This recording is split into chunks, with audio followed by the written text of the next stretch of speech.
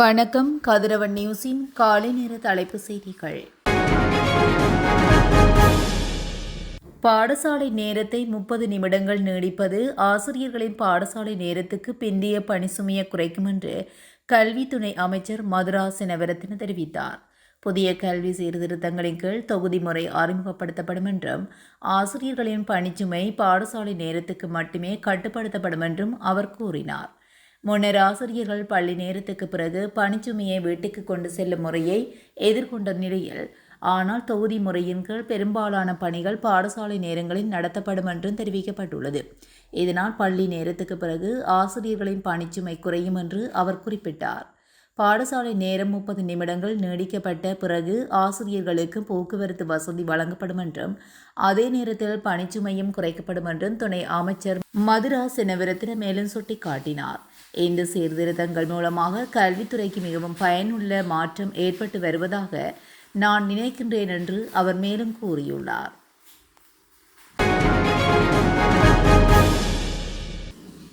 மாதாந்த எரிபொருள் விலை திருத்தத்துக்கு அமைய எரிபொருள் விலையில் மாற்றங்கள் ஏற்பட்டதை அடுத்து பேருந்து கட்டணங்களில் மாற்றம் ஏற்படுத்தப்பட மாட்டாது என தகவல் வெளியாகியுள்ளது. குறித்த விடயத்தினை அகில இலங்கை தனியார் பேருந்து சங்கத்தின் தலைவர் தெரிவித்துள்ளார். அதுடன் தற்போது நடைமுறையில் உள்ள கட்டணங்களுக்கு அமைய பேருந்து கட்டணங்கள் அறவிடப்படும் என்று அவர் தெரிவித்தார். இதேவேளை முச்சக்கர வண்டி கட்டணங்களிலும் திருத்தங்கள் மேற்கொள்ளப்பட மாட்டாது என அகில இலங்கை முச்சக்கர வண்டி உரிமையாளர்கள் சங்கத்தின் தலைவர் குறிப்பிட்டுள்ளார்.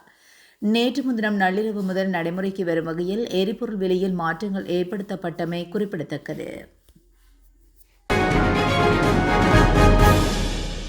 திருகோணமலையில் துப்பாக்கிச் சூட்டுக்கு உள்ளான சிப்பாய் ஒருவர் வைத்தியசாலைக்கு கொண்டு செல்லப்பட்ட நிலையில் உயிரிழந்துள்ளதாக திருகோணமலை தலைமையக காவல்துறை தெரிவித்துள்ளது. இராணுவத்தின் 22வது காலாட்படை பிரிவு தலைமையகத்தில் கடமையில் இருந்த சிப்பாய் ஒருவரை இவ்வாறு உயிரிழந்துள்ளார். உயிரிழந்தவர் குருணாகல் மதுராகொட கொடுகெனவையை சேர்ந்த GGA சிந்தக பிரசன்ன கருணாரத்ன என தெரிவிக்கப்பட்டுள்ளது.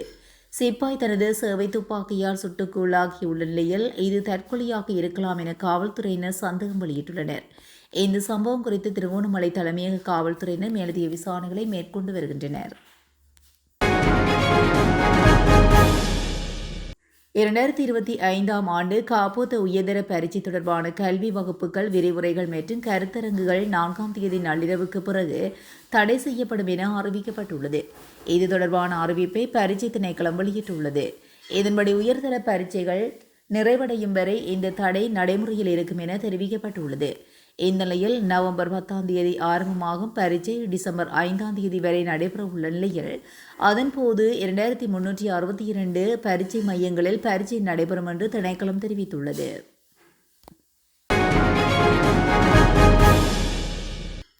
போக்குவரத்து வீதி மீறல் தொடர்பாக போலீசாரின் கடமைக்கு இடையூறு விளைவித்த குற்றச்சாட்டில் கைது செய்யப்பட்ட பெண் அடுத்த திங்கட்கிழமை வரை விளக்கமறியலில் வைக்கப்பட்டுள்ளார். நேற்று ஒடுகம்புல பகுதியில் கைது செய்யப்பட்டு கம்பகா நீதவான் நீதிமன்றத்தில் முன்னிலைப்படுத்தப்பட்டதை அடுத்து இந்த உத்தரவு பிறப்பிக்கப்பட்டுள்ளதாக தெரிவிக்கப்பட்டுள்ளது. உடுகம்புல சதிபுல அருகே போக்குவரத்து பணியில் ஈடுபட்டிருந்த போலீஸ் அதிகாரிகளுக்கு பெண்ணொருவர் இடையூறு விளைவிப்பது தொடர்பான காணொலியொன்று சமூக ஊடகங்களில் பரவி வருகின்றது. இந்த காணொலி தொடர்பான உண்மைகளை போலீஸ் தலைமையகம் தெளிவுபடுத்தியுள்ளது. போக்குவரத்து விதிமீறலுக்காக பெண்ணொருவர் ஓட்டி சென்ற காரை நிறுத்துமாறு போலீசார் அறிவித்த நிலையில் காரை நிறுத்தாமல் சென்று போலீசாரின் கடமைகளுக்கு குறித்த பெண் இடையூறு ஏற்படுத்தியுள்ளார். இதன் பின்னர் போக்குவரத்து அதிகாரிகள் காரை துரைத்து சென்று உடுகம்பள பகுதியில் நிறுத்தி சோதனை செய்தபோது அவர் போலீசாருடன் வாக்குவாதத்தில் ஈடுபட்டுள்ள நிலையில் இந்த சம்பவம் நிகழ்ந்துள்ளது.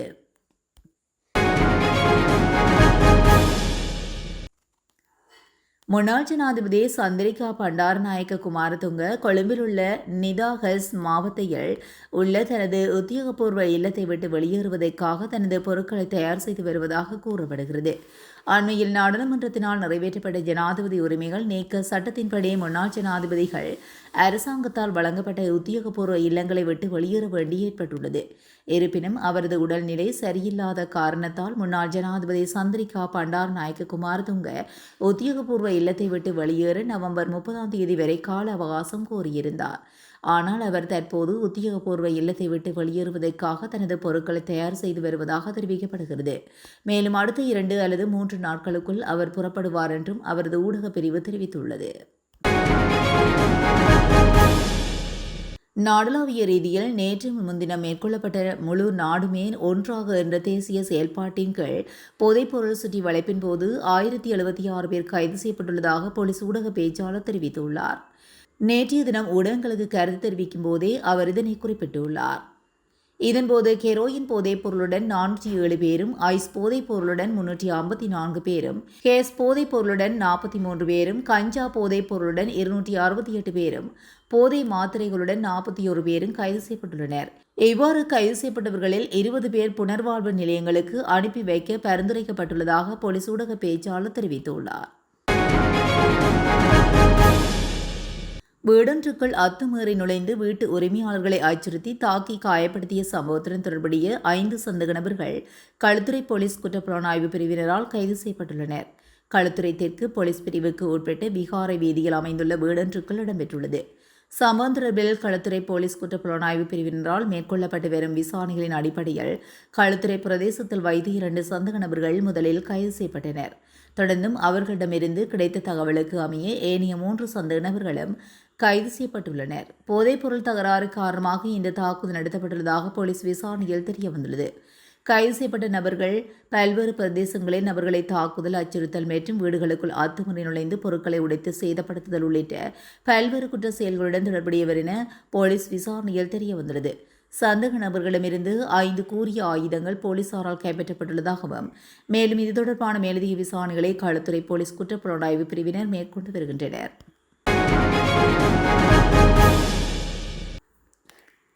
தமது தனிப்பட்ட பாதுகாப்புக்காக துப்பாக்கிகளை வழங்குமாறு சுமார் 20 நாடாளுமன்ற உறுப்பினர்கள் கோரிக்கைகளை முன்வைத்துள்ளதாக பாராளுமன்ற வட்டார தகவல்கள் தெரிவிக்கின்றன. இந்த கோரிக்கையை பாராளுமன்ற பிரதானிகளிடமும் பாதுகாப்பு தரப்பிடமும் அவர்கள் முன்வைத்துள்ளதாக கூறப்படுகிறது. எம்பிக்களில் இந்த கோரிக்கைகள் தற்போது பாதுகாப்பு அமைச்சுக்கு அனுப்பப்பட்டுள்ளதாகவும் குறிப்பிடப்பட்டுள்ளது. நாடாளுமன்ற உறுப்பினர்களின் பாதுகாப்பு தொடர்பாக அண்மையில் போலீஸ் மா அதிபரின் தலைமையில் விசேட கலந்துரையாடல் ஒன்று நடத்தப்பட்டது. இந்த கலந்துரையாடலை தொடர்ந்தே நாடாளுமன்ற உறுப்பினர்களின் பாதுகாப்பு தொடர்பாக தேவையான நடவடிக்கைகளை எடுக்க சபாநாயகரும் போலீஸ் மா அதிபரும் இணக்கம் தெரிவித்திருந்தனர். நாடாளுமன்றத்தில் உள்ள அனைத்து உறுப்பினர்களுக்கும் துப்பாக்கிகளை வழங்க தீர்மானிக்கப்படவில்லை.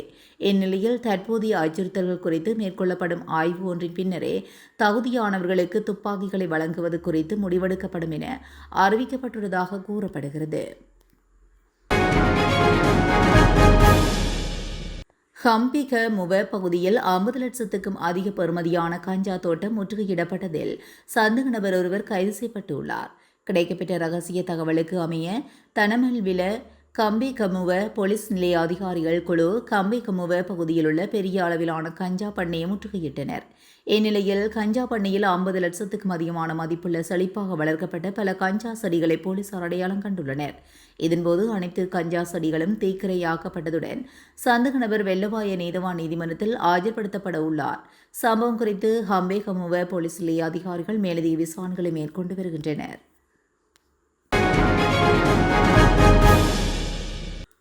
காலியில் அகங்கெல்ல போலீஸ் பிரிவுக்கு உட்பட்டு பாதகம பிரதேசத்தில் கல்லால் தாக்கப்பட்ட பெண்ணொருவர் கொடூரமாக கொலை செய்யப்பட்டுள்ளதாக போலீஸ் ஊடகப் பிரிவு தெரிவித்துள்ளது. இந்த கொலை சம்பவம் நேற்று முன்தினம் காலை இடம்பெற்றுள்ளது. அகங்கல்ல பாதகம பிரதேசத்தை சேர்ந்த 43 வயதுடைய பெண் ஒருவரே கொலை செய்யப்பட்டுள்ளார். கொலை செய்யப்பட்ட பெண்ணுக்கும் அவரது உறவினர் ஒருவருக்கும் இடையில் ஏற்பட்ட தனிப்பட்ட தகராறு காரணமாக இந்த தாக்குதல் இடம்பெற்றுள்ளதாக போலீஸ் விசாரணையில் தெரியவந்துள்ளது. தாக்குதலில் காயமடைந்த பெண் பலப்பட்டிய வைத்தியசாலையில் அனுமதிக்கப்பட்ட பின்னர் உயிரிழந்துள்ளதாக போலீஸ் விசாரணையில் தெரியவந்துள்ளது. இதனையடுத்து சந்தேக நபரான உறவினர் பிரதேசத்தை விட்டு தப்பி சென்று தலைமறைவாக உள்ளதாக போலீசார் தெரிவித்தனர். இது தொடர்பான மேலதிக விசாரணைகளை அகங்கல்ல போலீசார் மேற்கொண்டு வருகின்றனர்.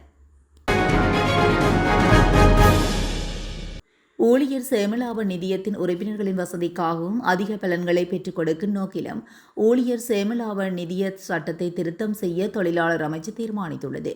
தொழிலாளர் அமைச்சு வெளியிட்டுள்ள அறிவிப்பில் இந்த சட்டம் மூலம் கீழ்கண்ட விடயங்களை திருத்த முன்மொழியப்பட்டுள்ளதாக தெரிவிக்கப்பட்டுள்ளது.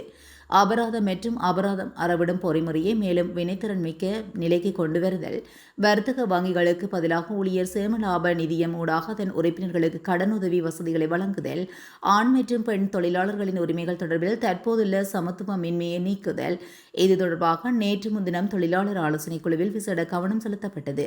இது தொழிலாளர் அமைச்சர் கலாநிதி அனில் ஜெயந்த பெர்னாண்டோ, பிரதி அமைச்சர் மஹிந்த ஜெயசிங்க மற்றும் இலங்கை முதலாளி மேர் சம்மேளனம் தொழிற்சங்க பிரதிநிதிகள் கலந்து கொண்டனர். இதன்போது தோட்ட தொழிலாளர்களின் சம்பள அதிகரிப்பு தொடர்பாகவும் கவனம் செலுத்தப்பட்டது. கருத்து தெரிவித்த பிரதி அமைச்சர் மஹிந்த ஜெயசிங்க, தோட்ட தொழிலாளர்களின் சம்பள அதிகரிப்பு தொடர்பாகவும் ஆக்கப்பூர்வமான நம்பிக்கை வைத்திருக்க முடியும் என்றும் அவர் தெரிவித்துள்ளார். சமூக ஊடகங்கள் மற்றும் யூடியூப் தளங்களினூடாக வெளிநாட்டு வேலைவாய்ப்புகளுக்காக பண மோசடி செய்யும் சம்பவங்கள் அதிகரித்துள்ளதாக இலங்கை வெளிநாட்டு வேலைவாய்ப்பு பணியகம் தெரிவித்துள்ளது. பணியகம் வெளியிட்டுள்ள அறிக்கையில், பணியகத்தின் எந்தவித அனுமதியுமின்றி சமூக ஊடகங்களூடாக கலந்துரையாடல்களை நடத்தி இந்த பண மோசடி நடைபெறுவதாக குறிப்பிடப்பட்டுள்ளது.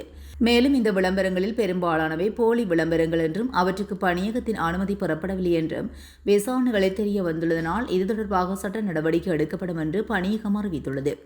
இதற்கிடையே சமூக ஊடகங்களில் விளம்பரம் செய்து சிங்கப்பூரில் உள்ள தொழிற்சாலைகளில் உற்பத்தி உதவியாளர் வேலைகள் வழங்குவதாக கூறி 76 லட்சம் ரூபாய் வரையான பணத்தை மோசடி செய்த ஒருவரை இலங்கை வெளிநாட்டு வேலைவாய்ப்பு பணியகத்தின் விசேட விசாரணை பிரிவின் போலீஸ் அதிகாரிகள் கைது செய்துள்ளனர்.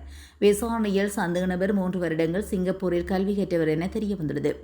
அவர் அறிமுகமான ஒரு நிறுவனத்திற்கு தொழிலாளர்களை அனுப்புவதாக கூறி நாட்டின் பல்வேறு பகுதிகளில் வசிக்கும் 5 பேரிடம் பணம் பெற்றுள்ளார். ஆனால் உறுதியளித்தபடி வேலை வாய்ப்பை வழங்கவில்லை என்பது பணியகத்தின் விசாரணையில் தெரியவந்துள்ளது. லேப்ஸ் எரிவாயுவின் விலையில் திருத்தம் இல்லை என லேப்ஸ் எரிவாயு நிறுவனத்தின் இயக்குநர் தெரிவித்துள்ளார். நவம்பர் மாதம் முழுவதும் லேப்ஸ் எரிவாயுவின் விலையில் எந்த மாற்றமும் இருக்காது என தெரிவிக்கப்பட்டுள்ளது.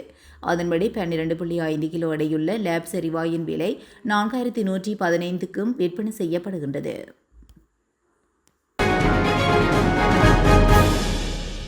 2025ஆம் ஆண்டின் முதல் 6 மாதங்களில் மின்சார விற்பனையிலிருந்து கிடைத்த வருவாய் 38.8% குறைவடைந்துள்ளதாகவும் 2025ஆம் ஆண்டு நடு ஆண்டு நிலை அறிக்கையில் குறிப்பிடப்பட்டுள்ளது. அதன்படி மின்சார விற்பனையிலிருந்து பெற்றுக்கொண்ட வருவாயாக 192.6 பில்லியன் ரூபாய் பதிவாகியுள்ளது.